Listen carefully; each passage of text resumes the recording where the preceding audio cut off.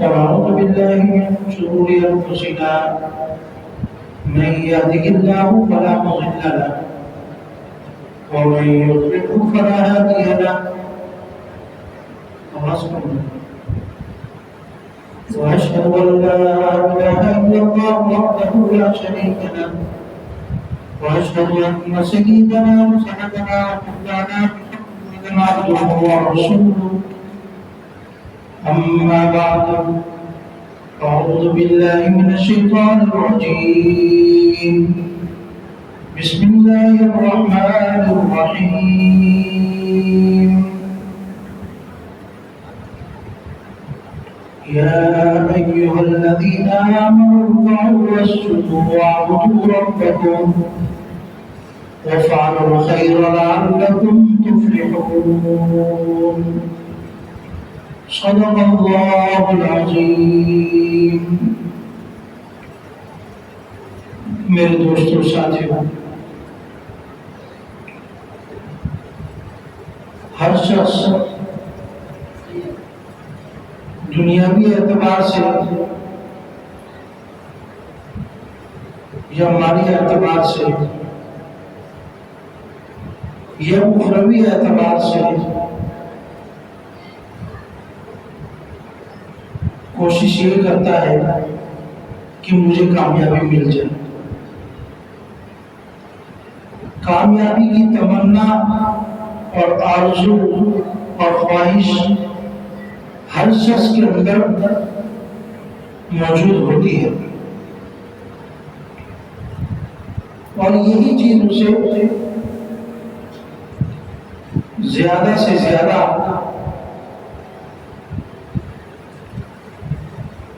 کام کرنے پر، محنت کرنے پر،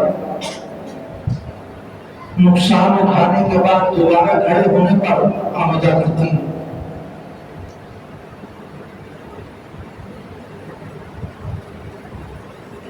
کسی بھی شخص سے آپ پوچھیں تمہارا گول کیا ہے، تمہارا مقصد کیا ہے، تمہاری آرزو کیا ہے، تم اپنے آپ کو اگلے 10 سالوں میں کہاں دیکھنا چاہتے ہو،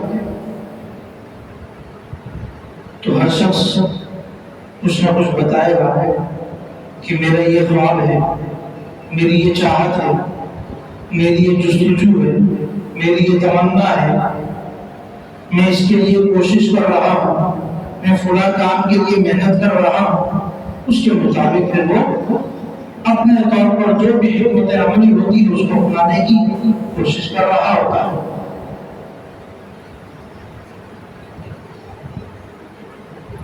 یہ وہ چیزیں ہیں جو اللہ رب العزت نے قرآن پاک کے اندر بھی بیان کی ہیں، لعلکم تفلحون، کہ فلاں کام کرو شاید کہ تم کامیاب ہو جاؤ. ہماری مسجدوں سے نبی اکرم صلی اللہ علیہ وسلم کے زمانے سے آج تک مؤذن جب اذان کا اعلان کر رہا ہوتا ہے، اذان دے رہا ہوتا ہے، تو ایک جملہ استعمال کرتا ہے، حی علی الفلاح، حی علی الفلاح، آؤ کامیابی کی طرف، آؤ کامیابی کی طرف. اب عقل مند آدمی تو اگر اس بات کو سوچے اور سمجھے تو شاید وہ ہر نماز کے لیے اپنے آپ کو سب سے پہلے پہنچائے کہ اللہ رب العزت کی طرف سے ایک ندا دی جا رہی ہے، ایک آواز دی جا رہی ہے. آخر اس کا کوئی تو مقصد ہوگا، اور میں اسے روزانہ 5 وقت سن کر انسنی کر دیتا ہوں. اللہ رب العزت کیا فرما رہا ہے؟ آؤ کامیابی کی طرف، لیکن میں بس سے بس نہیں ہو رہا. جو میں نے آپ حضرات کے سامنے تلاوت کی ہے الذین آمنوا ارکعوا واسجدوا واعبدوا ربکم وافعلوا الخیر لعلکم تفلحون، اس آیت کے اندر بھی یہی چیز ہے.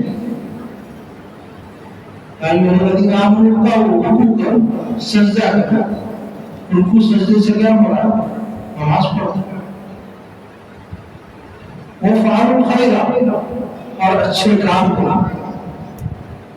پھر آخر میں اللہ رب العزت کیا فرماتے ہیں؟ لعلکم تفلحون، کہ شاید تم کامیاب ہو جاؤ. پہلے تھوڑے سے اعمال بتا دیے کہ یہ کرتے جاؤ، اگر اس کی پابندی کر لو گے تو شاید کامیاب ہو جاؤ گے. یہ اس کا ایکو بن گیا.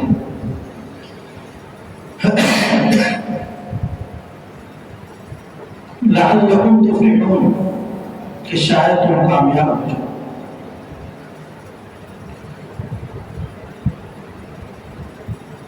میرا چھوٹی سی ایک دکان ہے. میری کوشش یہ ہوتی ہے کہ یہ چھوٹی دکان بڑی دکان میں منتقل ہو جائے، چھوٹا کاروبار بڑے کاروبار کے اندر منتقل ہو جائے. اس کی میں کوشش بھی کرتا ہوں اور تجربہ کار لوگوں کے پاس جا کر بیٹھتا بھی ہوں، تاکہ ان سے میں مختلف ٹپس اور مختلف چیزیں لے سکوں اور ان چیزوں کو اپنی دکان یا اپنے کاروبار میں اپلائی کروں اور کامیابی کی طرف جانے کی کوشش کروں. یہ بات ہر ایک کے ذہن میں آتی ہے. میں نے عرض کیا کہ ہر شخص اپنے اعتبار سے کر بھی رہا ہوتا ہے. ایک شخص اگر دکان کھول رہا ہے تو وہ اس نیت سے نہیں کھولتا کہ میں نے اس میں کامیابی نہیں ہوئی. کامیابی کے لیے ہی دکان کھولتا ہے، کامیابی کے لیے ہی گھر سے نکلتا ہے، کامیابی حاصل کرنے کے لیے ہی اپنی بھوک پیاس گرمی سردی برداشت کرتا ہے کہ ایک وقت میں جا کر میں آرام اور سکون کے ساتھ اطمینان کے ساتھ خرچ کرنے والا بن جاؤں اور پھر مجھے اللہ رب العزت کی عبادت کرنے کا بھی موقع ملے گا. اگر یہ نیت یہ ارادہ ہے تو یہ کمانا، یہ محنت کرنا، یہ گھر سے نکلنا سب کچھ عبادت بن جائے. اگر یہ نیت نہیں ہے اور نیت یہ ہو کہ میں لوگوں کے سامنے بڑا بن جاؤں، لوگوں کے سامنے میری واہ واہ ہو جائے، میں ایک بڑے مالدار آدمی کہلانے لگوں، اگر صرف دکھاوے کی نیت تک یہ کرنا ہے تو پھر یہ عبادت نہیں بنے گی. یا ایھا الذین آمنوا اتقوا اللہ وقولوا قولا سدیدا، ایمان والو بات کرو تو سچی بات کرو، ٹھیک بات کیا کرو، اچھے الفاظ کا استعمال کیا کرو، اچھی باتوں کا انتخاب کیا کرو. یصلح لکم اعمالکم، اپنے اعمال کی اصلاح بھی کیا کرو. ویغفر لکم ذنوبکم، اور اپنے گناہوں کی جس نے کیا ہے مغفرت کی طرف کرتے رہا کرو. اللہ رب العزت تمہارے کیا ہے گناہوں کو معاف کر دیں گے، تمہارے اعمال صحیح ہو جائیں گے اور تمہیں گناہوں سے معاف کر دیں گے. وَمَن يُطِعِ اللَّهَ وَرَسُولَهُ، اور جس نے اللہ اور رسول کی اطاعت کی، فَقَدْ فَازَ فَوْزًا عَظِيمًا، کتنی بڑی بات ہے. عظیم کہا جاتا ہے بہت بڑا. فَقَدْ فَازَ فَوْزًا عَظِيمًا، ایک بہت بڑی کامیابی اللہ رب العزت نے تمہارے لیے رکھی ہے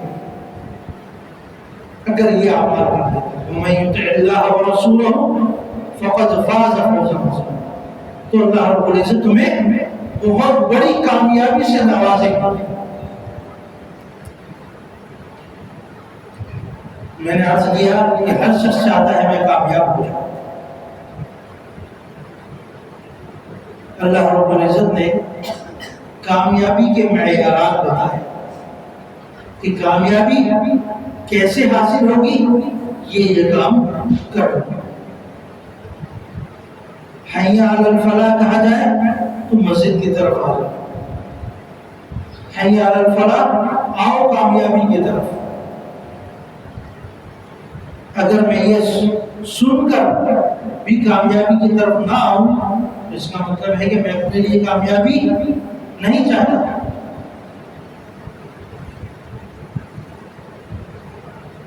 تو دنیاوی اسٹیٹس کے لیے تو آدمی کوشش کرتا ہے کسی حد تک، لیکن اخروی اسٹیٹس کے لیے کوشش نہیں کر رہا۔ نتیجتاً بات یہاں پر پوری ہوتی ہے کہ دکان بھی کھول رہا ہے، اپنے کاروبار کے لیے بھی نکل رہا ہے، اوور ٹائم بھی لگا رہا ہے، اضافی وقت بھی لگاتا ہے، رات 2 بجے تک 1 بجے تک دکان کھول کر بیٹھا ہوا ہے، گاہکوں کے انتظار میں ہے، اور بہترین سے بہترین کوشش کر رہا ہے اپنے آنے والے کسٹمر کو مطمئن کرنے کی۔ یہ سارے کام کس کے لیے کر رہا ہوتا ہے؟ ایک دنیاوی سرکل چلانے کے، ایک دنیاوی کامیابی حاصل کرنے کے۔ اگرچہ یہ کامیابی بھی میں نے عرض کیا کہ اگر یہ اس نیت سے ہو کہ یہ سب کرنے کے بعد میں اللہ رب العزت کی عبادت بھی کروں گا، اللہ رب العزت کو یاد بھی رکھوں گا، 5 وقتہ نمازوں میں شرکت بھی کروں گا، وارکعوا مع الراکعین بھی کروں گا، یصلح لکم اعمالکم بھی کروں گا، ویغفر لکم ذنوبکم کے اوپر بھی اترنے کی کوشش کروں گا، تو پھر فاز فوزا عظیما اللہ رب العزت مجھے عطا کریں گے۔ اگر یہ تمام کام نہیں کر رہا تو پھر ایسا تو ہو سکتا ہے کہ دنیاوی کامیابی تمہاری محنت پر تمہیں مل جائے، لیکن اخروی کامیابی نہیں ملے۔ آج کتنے لوگ ہیں کامیاب تو ہیں، پیسہ تو ہے، ظاہری اعتبار سے لگتا ہے بہت آرام اور سکون میں، بڑی بڑی گاڑیوں میں گھومنے والے، اتنا سکون اور اطمینان ہے کہ چھوٹا سا سفر بھی اگر ان کو کرنا ہو تو وہ یہ بھی پوچھتے ہیں کہ وہاں جہاز چلا جائے گا یا نہیں۔ پھر کہا جاتا ہے کہ جہاز نہیں جا سکتا، آپ کو گاڑی میں اس طرح گاڑی میں لے جایا جا سکتا ہے۔ اتنے سست اور کاہل ہو چکے ہوتے ہیں کہ معمولی سفر کے لیے بھی وہ جہازوں کا استعمال کرتے ہیں۔ پھر 10 ارب کے جہاز بھی آپ کے لیے بن جائیں گے، پھر اسی کے اندر گھومنا پھرنا ہو۔ حالانکہ وہ ضرورت اتنی بڑی نہیں ہے، لیکن جب خواہشات زیادہ ہوں پھر ضرورتیں خود بخود آ جاتی ہے، پھر آدمی بناتا ہے، اور یہ پھر ضرورتیں بڑھتی جاتی ہیں، ختم نہیں ہوتی۔ آپ بڑے بڑے سرمایہ دار، آج ملک چلانے والے لوگ پوچھ لیں ان کے پاس کیا کچھ نہیں ہے، کتنی بڑی بڑی جائیدادیں نہیں ہیں، اگر ان کی نسلیں بیٹھ کر کھانا چاہے تو کھا سکتی ہیں، لیکن آرام اور سکون اور اطمینان آپ کو نہیں ملتا۔ لیکن اس کے برعکس ایک معمولی تنخواہ والا، 20-25 ہزار کمانے والا، 30 ہزار کمانے والا، جس سکون اور اطمینان کے ساتھ رات کو سوتا ہے وہ لوگ نہیں سو سکتے۔ نیند کی گولیاں کھا کر سکون حاصل کرنا پڑتا ہے، نیند کی گولیاں کھا کر ان کو اپنے لیے نیند لانی پڑتی ہے۔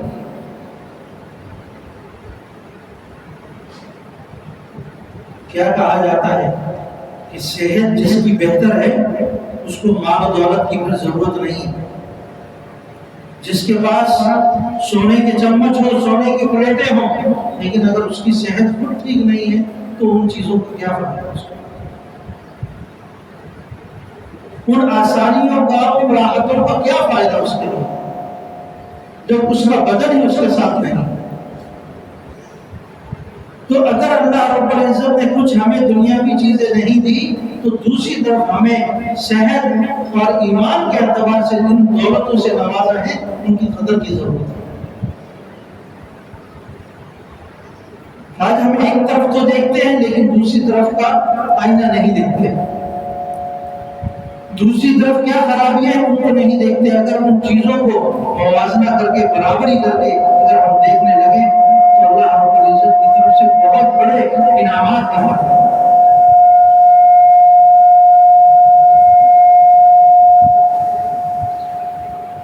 یہ اللہ رب العزت کی طرف سے ہی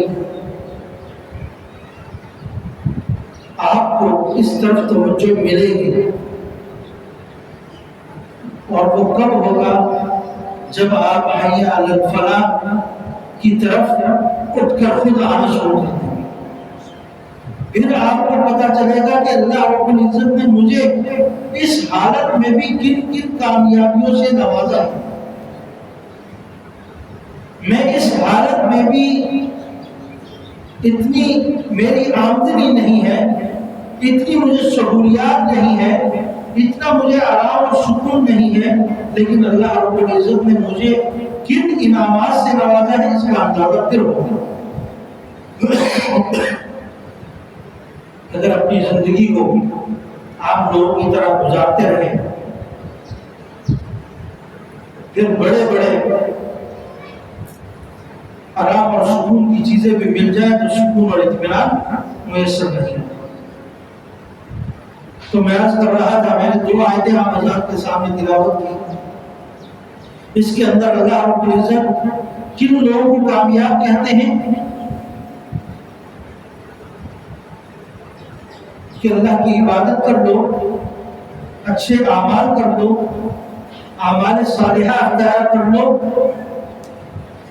اور قوم رکوع کرنے والوں کے ساتھ رکوع کرو، سجدہ کرنے والوں کے ساتھ سجدہ کرو، 5 وقتہ نماز کا اہتمام کرو۔